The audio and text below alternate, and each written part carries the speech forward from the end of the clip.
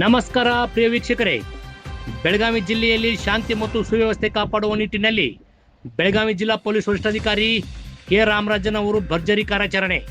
S ವೀಕ್ಷಕರೇ, ಸಮಾಜಘಾತುಕ ಚಟುವಟಿಕೆಗಳಲ್ಲಿ ತೊಡಗಿದ್ದ ಒಟ್ಟು 18 ಮಂದಿ ರೌಡಿ ಶೀಟರ್ಗಳನ್ನು ಜಿಲ್ಲೆಯಿಂದ ಗಡಿಪಾರು ಮಾಡಿ ಆದೇಶ ಹೊರಡಿಸಿದ್ದಾರೆ.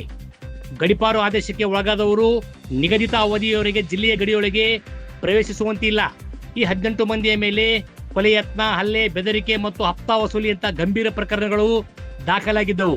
ಮುಂದೆ ಬರುವ ಹಬ್ಬಗಳು ಅಥವಾ ವಿಶೇಷ ದಿನಗಳ ಸಂದರ್ಭದಲ್ಲಿ ಯಾವುದೇ ಅಹಿತಕರ ಘಟನೆಗಳು ಸಂಭವಿಸದಂತೆ ತಡೆಯಲು ಈ ಪ್ರಿವೆಂಟಿವ್ ಆಕ್ಷನ್ ಕೈಗೊಳ್ಳಲಾಗಿದೆ. ಸಾರ್ವಜನಿಕರಲ್ಲಿ ಧೈರ್ಯ ತುಂಬಲು ಮತ್ತು ರೌಡಿ ಅಟ್ಟಹಾಸಕ್ಕೆ ಬ್ರೇಕ್ ಹಾಕಲು ಪೊಲೀಸ್ ಇಲಾಖೆ ಈ ಕ್ರಮಕ್ಕೆ ಮುಂದಾಗಿದೆ.